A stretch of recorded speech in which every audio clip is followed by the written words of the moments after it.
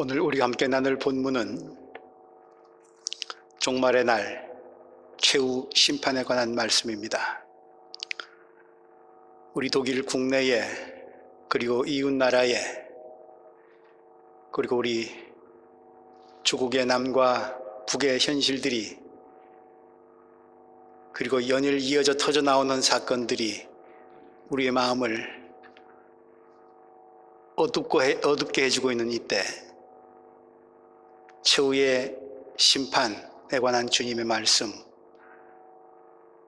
세상을 돌아보게 하고 우리 자신을 그 앞에 다시 세웁니다. 오늘 말씀을 통해서 이 시대를 살아가는 지혜를, 믿음과 소망을 얻을 수 있기를 바랍니다.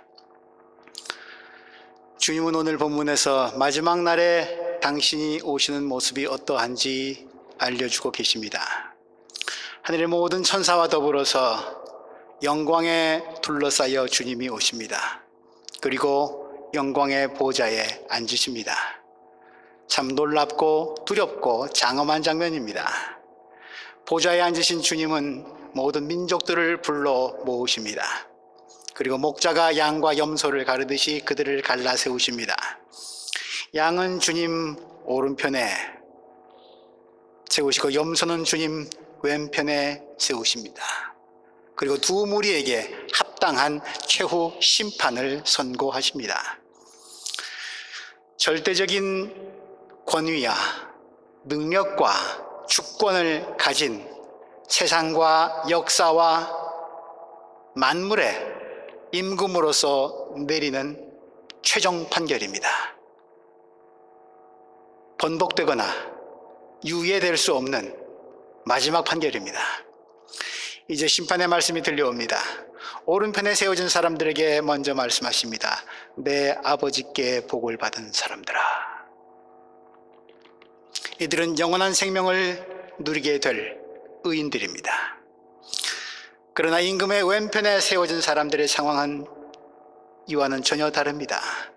저주받은 자들아, 41절 말씀입니다. 그들에겐 악마와 그 졸개들을 가두기 위해 마련된 영원한 불 속으로 들어가는 형벌이 내려집니다.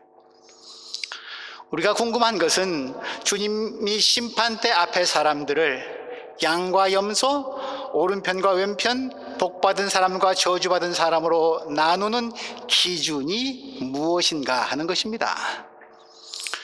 오른편 사람들, 그들은 세상을 살 때 아주 뛰어난 능력을 가지고 유별난 업적을 쌓았습니까?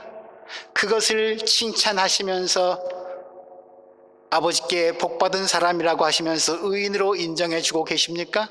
아닙니다. 왼편 사람들, 세상 살 때 아주 나쁜 마음 품고 아주 악랄하고 악독한 범행을 저질렀습니까? 아닙니다.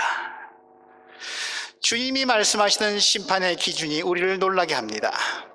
지극히 보잘것없는 사람 하나에게 한 것이 곧 내게 한 것이다. 지극히 보잘것없는 사람 하나에게 하지 않은 것이 곧 내게 하지 않은 것이다. 주님은 마지막 날 심판대에서 지극히 보잘것없는 사람, 그 사람 하나가 곧 나였다고, 당신이었다고까지 말씀하십니다. 당신의 정체를 그렇게 밝혀주시는 것이죠. 마치 몸을 입고 하나님이 오셨을 때 세상 사람들이 아무도 그를 알아봐 주지 아니했고, 우주의 주인이신 그분이 누울 자리 하나 없어서 여관문도 다 거절해서 마구간에 누우실 수밖에 없었듯이 말입니다. 당신의 정체를 주님은 오늘 밝혀주고 계십니다.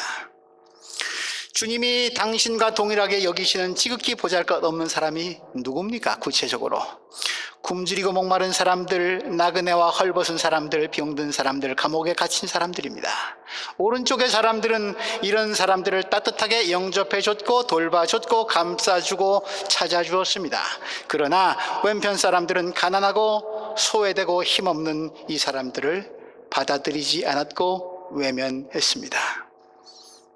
주님은 최후의 심판 기준이 어떤 것인지 알려주면서 우리가 정작 궁금해하고 있는 창세 때부터 준비하셨다고 하는 나라가 도대체 어떤 모습인지, 영원한 불은 어떤 불인지, 영원한 생명과 영원한 형벌이 무엇인지에 대해서는 자세하게 언급하지 않으십니다.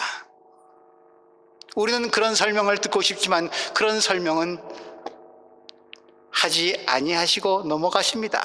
그리고 우리가 익히 잘 알고 있는 내용들, 우리가 언제라도 만날 수 있는 우리 곁의 사람들의 처한 어려운 상황, 그들이 겪고 있는 질고에 대해서 자세히 오히려 말씀하십니다.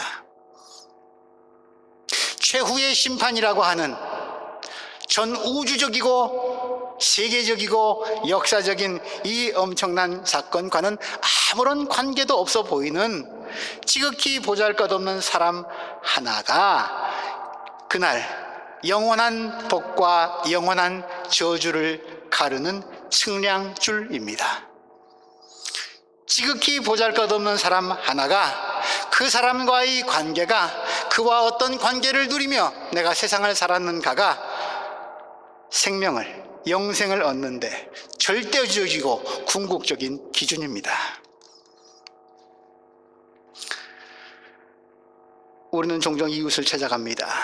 우리 교우분들도 지난 한 주간 동안 이웃을 찾아가셨을 것입니다. 누구를 어떻게 찾아가셨습니까? 주님은 말씀하십니다. 우리가 누구를 찾아갈 때, 만날 때 우리는 한 사람이 아니라 두 사람을 방문하게 된다고, 두 사람을 만나게 된다고. 그 한 사람은 물론 내 눈으로 보이는, 내가 문을 두드린, 나와 약속을 한 그 사람입니다.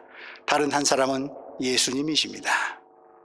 그러므로 우리가 헐벗음, 굶주림, 병약함, 외로움, 가난에 처한 사람을 찾아가서 위로하고 격려하고 기도하고 도움까지 줄 수 있다면 그 사람뿐 아니라 예수 그리스도를 만나고 섬기는 행위입니다. 오늘 나의 방문을 통해서 위로받고 힘을 얻을 수 있는 사람이 주위에 있습니까? 그런 사람들 얼굴이, 이름이 떠오르십니까? 누굽니까? 찾아가십시오. 주저하지 말고 움직이십시오. 찾아가서 그의 이야기를 들어주고 돌봐주고 기쁨도 슬픔도 아픔도 희망도 함께 나누십시오. 그리하면 영원한 생명으로 돌아가는 주인공이 되실 것입니다. 주님이 우리 모두의 눈을 열어주셔서 우리 곁에 지극히 작은 자들을 주님의 마음으로 볼 수 있게 해 주시기를 기원합니다. 그런데 우리가 여기서 한 가지 꼭 더 깊이 생각하고 넘어가야 할 대목이 있습니다. 지극히 보잘것없는 사람 하나에게 한 것이 곧 내게 한 것이다. 주님은 지금 어려운 이웃을 돌보는 것이 구원의 전제 조건, 구원받기 위해서라면 어려운 이웃을 돌보라고 말씀하시는 것입니까? 다른 말로 하자면 가난한 자들을 돕는 것은 내가 구원받고 영생을 얻기 위함입니까? 또 바꿔 말하자면 현 형제가 당하고 있는 불행, 그의 가난과 질거와 아픔을 나의 구원의 수단으로 여겨도 되는 것일까요? 내가 받을 보상을 염두에 두고 선한 일을 한다면 그게 진짜 선한 일입니까? 다른 사람의 불행, 그리고 다른 사람, 그 불행은 나의 구원을 위한 수단이 될 수도 없고 되어서도 안 됩니다. 우리의 선행, 돌봄, 희생, 헌신, 나의 구원을 충족시키기 위한 수단과 방법이 아닙니다. 이웃을, 다른 사람을 사랑하고 돕는 것은 구원과 영생을 위한 수단이 아니라 그것 자체가 목적이어야 합니다. 거기서 머물러야 합니다. 착한 일은 결코 구원의 수단과 조건이 될 수 없습니다. 구원과 영생은 내가 세상에서 쌓는 업적과 나 자신의 의로움으로 인해서 획득되어지고 얻어지는 것이 결단코 아닙니다. 오늘 주드림 찬양단이 찬양했습니다. 구원하심이 보좌에 앉으신 하나님께 어린 양께 있도다. 나의 공적이, 업적이, 공로가, 의로움 때문에 하나님이 나를 구원해 주신 게 아니라는 고백이죠. 주님은 그런 지적도 하셨죠. 남들이 다 알아듣게 큰 소리로 자신의 잘남을, 율법을 잘 지켰음을, 공적을 드러내면서 기도하고 보란듯이 헌금하는 그런 바리새인 보고 자기 선행을, 의로움을 사람과 하나님 앞에 알리고 선전하는 사람, 그런 사람들 결단코 하늘나라에 들어가지 못할 것이라고.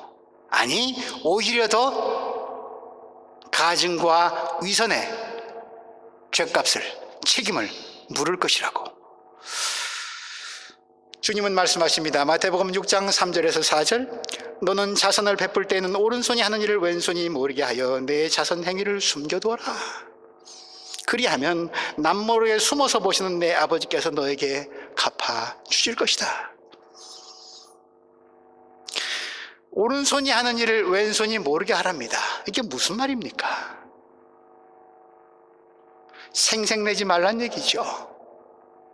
오른손이 밥숟가락으로 밥 먹고 나서 왼손아 나는 너보다 네가 하지 않은 일을 했다. 밥 먹었다. 밥 먹여줬다. 너 이런 거 할 줄 아냐? 내가 너보다 낫다. 그럽니까? 지극히 자연스러운 거죠. 자선행위가. 하고 나서도 잊어먹는 거죠. 내가 그런 일을 했는지조차도 이미 하는 순간 그것은 내 기억의 자리에서 물러납니다. 드러냄의 자리에는 더더욱 들어올 자리가 없지요. 자선행위를 숨겨두라는 주님의 말씀은 대가나 보상을 바라고 하지 말라는 뜻입니다. 내가 대금을, 이에 합당한 대금을 지불했으니까 하나님 당신은 그것을, 구원을 나에게 주십시오. 그래야 마땅하시죠. 그렇게 보상과 대가를 염두에 두면서 선행을 하는 것, 하나님과 거래하겠다는 것입니다. 믿음과 구원은, 선행과 영생은 그런 거래 관계가, 계산 관계가 결단코 아닙니다. 오늘 주님은 최후의 심판의 비유를 말씀하시면서 오른편에 선 사람들은 양에, 왼편에 선 사람들은 염소에 비유합니다. 이런 말씀을 들을 때는 우리가 좀 혼란스럽습니다. 염소는 아주 나쁜 동물입니까? 양은 의로운 동물입니까? 그저 상징입니다. 양, 온순하죠? 아직도 단순하죠? 목자가 말하면 목자의 소리를 듣고 잘 쫓아가지요. 그의 생존을 위해서는, 양의 생존을 위해서는 목자가 반드시 꼭 필요하죠. 이에 반해서 염소 아주 약삭빠릅니다. 영리합니다. 누가 돌보지 않더라도, 굳이 누구의 돌봄을 받지 아니할지라도 자연에 풀어놓으면 스스로 잘 살아나갈 수 있는 능력이 있습니다. 우리도 그런 사람들이 있습니다. 하나님만이 나의 삶의 근원이십니다. 목표이십니다. 하나님이 꼭 필요합니다. 다른 무엇보다 주님이 필요합니다. 그런 하나님을 향해서 하나님과 함께 살아가는 사람들, 양이죠. 주님이 말씀하시는 양이 그런 뜻이죠. 그러나 반면에 이런 사람도 있습니다. 누구의 도움 필요 없어. 나는 나 홀로의 힘으로 일어설 거야. 그것으로 좋게. 신세지기 싫어. 누구의 도움도 필요로 하지 아니하고 제 잘난 맛에 살아가는 사람들 모습 우리 곧잘 봅니다. 염소들이죠.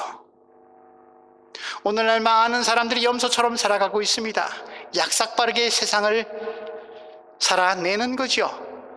경쟁사회 속에서는 더더군다나 염소의 약삭빠름이 필요합니다. 그러다 보니 하나님 앞에서도 잔머리 굴리고 계산합니다. 선행의 대가 아마 좋은 게 올 거야. 구원을 주시겠지. 착한 일 하자. 오늘 복음은 우리가 어떤 모습으로 하나님 앞에 서 있는지 스스로 돌아보게 합니다. 심지어 우리의 자선 행위도 말입니다. 성경의 위인들도 저들의 모습을 영락없이 양의 모습과 염소의 모습을 보여주고 있습니다. 베드로가 그러했지요. 그는 엄청난 신앙 고백을 한 사람입니다. 주는 그리스도시요 살아계신 하나님의 아들이십니다. 그 고백 듣고 예수님이 너무 흐뭇하셔서 천국의 열쇠를 그에게 맡기십니다. 기고만장해진 베드로, 이어서 예수님이 순환과 십자가와 죽음의 이야기를 하니까 거기 가지 마시오. 글로 가면 안 돼요. 이리로 오세요. 예수님을 가르치려 듭니다.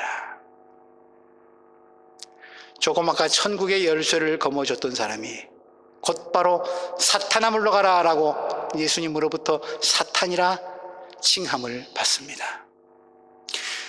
예수님이 그의 고백을 듣고 교회를 세우겠다고 하셨는데 그 교회가 어디에 세워지는지 잘 그 말씀을 헤아려 보십시오.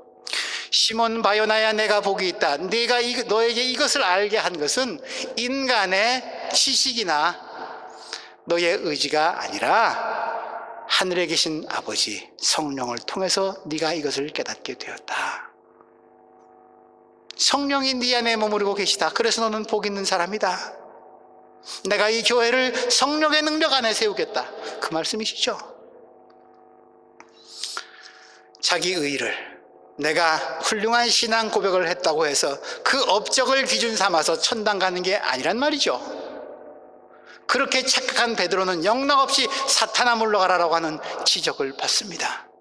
그렇게 몇 번의 거꾸러짐을 통해서 잘난 체하다가 자빠지고 잘난 체하다가 배신하고 그러다가 결국 자신은 사랑이 없는 존재임을, 용서받을 수밖에 없는 존재임을 깨닫고 나서야 베드로는 교회의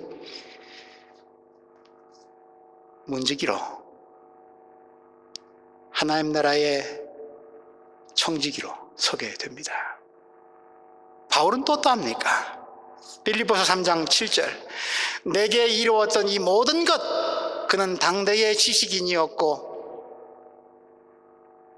그가 가지고 있는 요즘 말로 하면 스펙, 누구나 다 부러워하는 최고의 스펙이었습니다. 내게 이루었던 이 모든 것은 그리스도 때문에 해로워졌습니다. 해로운 것으로 여기게 되었습니다. 그뿐 아니라 내 주 예수 그리스도라는 지식이 가장 고귀하므로 나는 그 밖의 모든 것을 해로 여깁니다. 나는 그리스도 때문에 모든 것을 잃었고 그 모든 것을 잃었지만 옛날은 그게 가장 귀한 줄 알았는데 그것 다 오물로 버릴수록 좋은 것으로 여깁니다.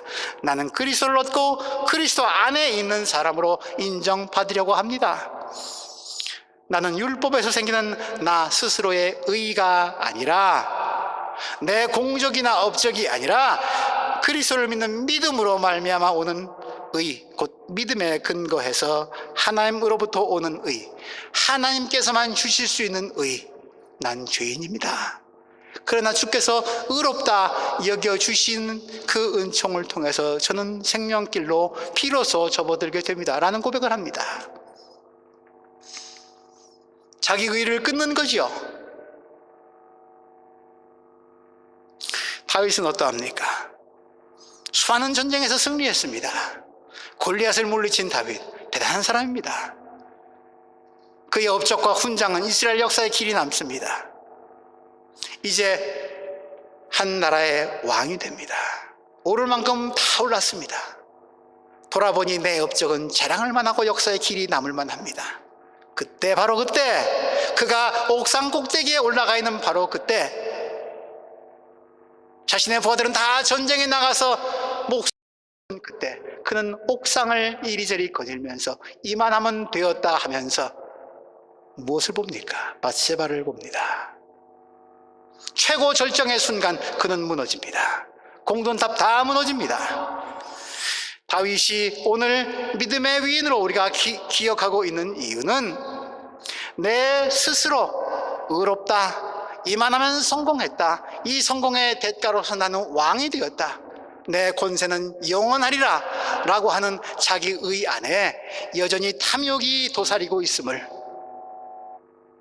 그가 발견하고 그것을 주님 앞에 정직하게 회개하고 나 자신의 의로는 한순간도 삶의 어느 한 일점도 지탱하지 못함을 깨닫고 구원을 향한 길에도 내 욕망이 도사리고 있음을 깨닫고서 통회의 눈물, 회개와 하나님의 용서와 사랑에 근거한 믿음의 사람으로 거듭났기 때문에 그 눈물 때문에 그 통회 때문에 다윗은 우리가 기억할 만한 사람이 된 것 아닙니까?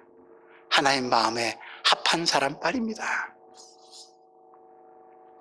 진짜 선행, 착한 일은 그 사람을 향한 그냥 사랑에서 나오는 거지, 그 사람을 위하는 마음에서 나오는 거지, 자발적으로 우러나오는 것이지 무슨 대가를 바라는 게 아니지 않습니까? 이 사람이 어찌됐든 간에 내가 좀 집어주면, 덮어주면, 안아주면 내게 구원이 오겠지, 그런 생각이 섬광처럼 순간이라도 스쳐간다면 마귀의 웃음인 줄 생각하십시오. 내 구원을 생각하면서 타인에게 선행 베푸는 것, 그건 위선이고 그것 자체가 이미 타락한 겁니다. 자기 의의를 끊으십시오. 성상의 모든 위인들은 자기 의로움을 끊으려는 사람들이었습니다. 그것이 거듭난 사람입니다. 그렇기 전에 그의 인생은 아주 화려했습니다. 그 화려한 것이 골짜기로 떨어질지라도, 바닷물을 시변으로 굴러 떨어질지라도, 욥처럼 될지라도 자기 의의를 끊는 일, 왜 잘못한 게 없는데 나를 괴롭히십니까? 그렇게 항변하던 그가 내가 이제 귀로만 들었는데 주님을 뵙습니다라고 하면서 잿더미 위에서 회개했듯이 자기 의를 끊는 사람, 계산하지 않는 사람, 그것이 선행을 베푸는 사람의 참다운 마음입니다. 우리들의 주의를 기울일 수 있게 바랍니다. 주님의 말씀은 지극히 보잘것없는 사람에 의해서 내가 구원된다는 것이 아닙니다. 지극히 보잘것없는 자가 우리를 구원해 줄 사람이 아닙니다. 그도 인간입니다. 흠 많고 죄 많은 인간입니다. 주님의 말씀은 지극히 보잘것없는 사람을 사랑함으로써 우리가 구원의 길에 접어든다는 말씀입니다. 말하자면 구원, 그거는 나 혼자 이루어지는 게 아니라는 말씀이죠. 너 없이는, 다른 사람 없이는, 상대방 없이는, 타인 없이는 우리에게 구원은 없습니다.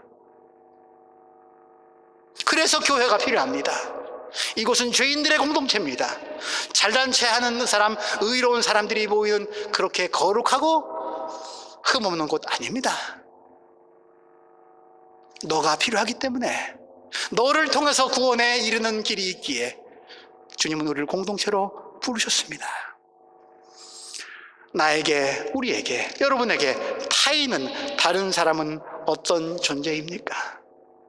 주님은 오늘 말씀하십니다. 타인은, 다른 사람은, 더군다나 내가 조금 꺼림칙하게 여기는 어려운 형편에 처한 사람일수록 타인은, 다른 사람은 예수님을, 주님을 만나는 통로입니다. 거꾸로 생각해도 마찬가지겠죠. 나 역시 그 사람에게, 타인에게, 나는 너에게 구원에 이르는, 예수님을 만날 수 있는 구원에 이르는 통로입니다. 너는 나의 예수이고 나는 너의 예수입니다.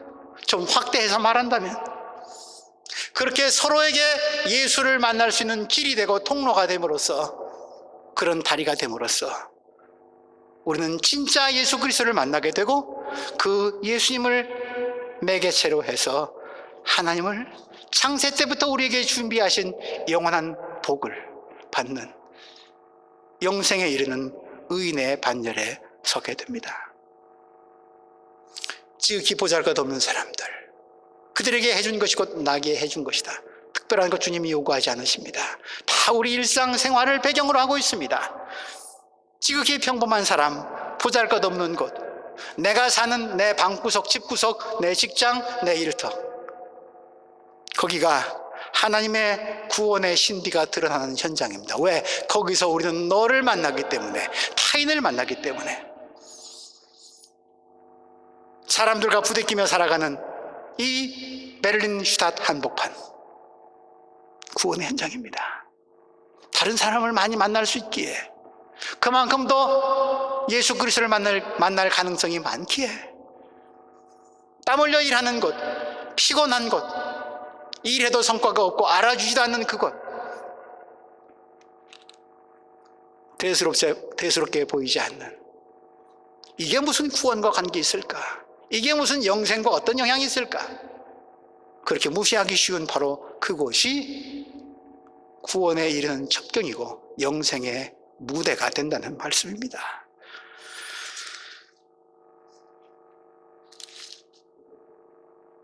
말씀을 정리합니다. 마지막 날 심판하시는 주님께서 보좌에 앉아서 보시는 기준은, 보시는 것은 우리가 행한 잘못이 아니라, 너 이거 잘못했지, 그런 벌 주는 심판이 아니라, 잘못에 대한 심판이 아니라 행하지 않은 선에 대한 심판입니다. 중요한 것은 그 선을 행하기 위해서 가장 중요한 것, 사람입니다. 타자입니다. 다른 사람입니다. 타자를 향한, 다른 사람을 향한 사랑, 그게 심판의 기준입니다. 그래서 우리 주님은 십자가에 달리시는 그날까지 끝까지 제자들을 사랑하셨고, 십자가에 못 박는 무리들을 향해서 아버지 저들을 용서하여 주옵소서, 천국에 들어가는 사람, 영원한 생명을 얻는 사람이 마지막 순간까지 어디에 나를 투자해야 하는지를 보여주신 것 아니겠습니까? 마지막 날 다 우리에게 주님 물어보실 것입니다. 초성호, 너 살아있는 동안에 세상에서, 베를린에서 보내줬는데 얼마나 사랑했냐? 너한테 그때 그게 기회였는데, 그때 그게 너한테 사랑할 시간이었는데, 나는 돌아볼 것입니다. 아, 그게 내게 보내신 그리스도였구나. 그 사람이 그때가 사랑할 때였구나.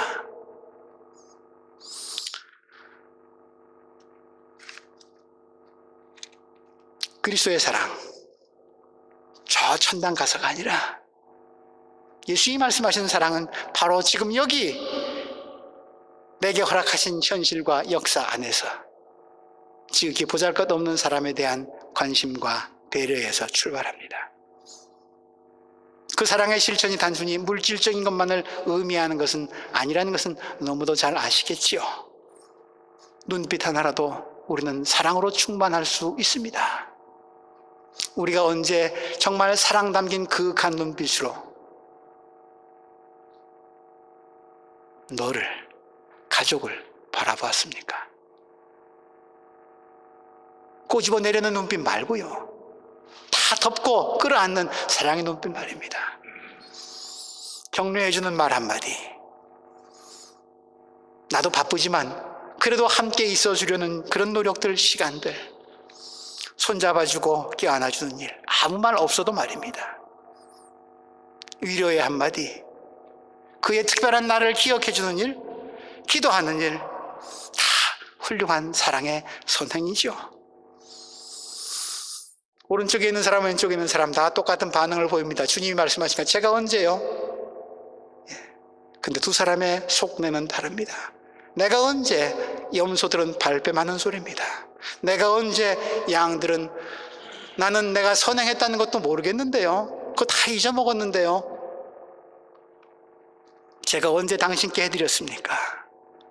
라고 마지막 날 우리가 주님께 그렇게 말씀드릴 수 있다면, 주님 위해서 한 거 저 기억 안 나는데요. 아마 그는 하늘나라 입장권 티켓을 받는 행복한 사람일 것입니다. 주님이 물어보십니다. 당신은 보답할 길 없는 사람을, 당신의 사랑에 보답할 길이 없는 사람을 지금 도와주고 있습니까? 기도합니다. 하나님, 최후 심판의 말씀을 통해서 우리 속에 가장 선한 것조차도 우리의 이기와 욕망과 탐욕이, 계산이 서려 있음을 깨닫게 됩니다.